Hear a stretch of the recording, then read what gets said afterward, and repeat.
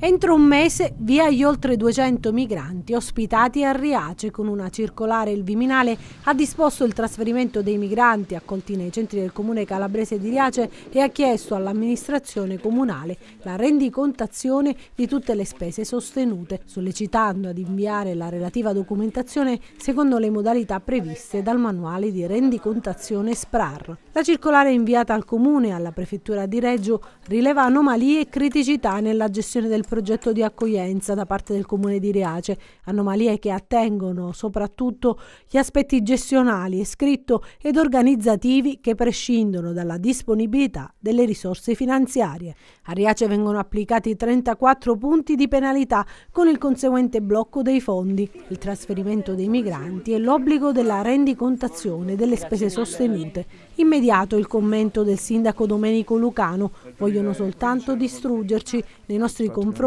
è in atto ormai un vero e proprio tiro incrociato. I nostri legali comunque stanno già predisponendo un ricorso al TAR contro la decisione del Viminale. Il ministro dell'Interno Salvini invece ha detto: chi sbaglia paga.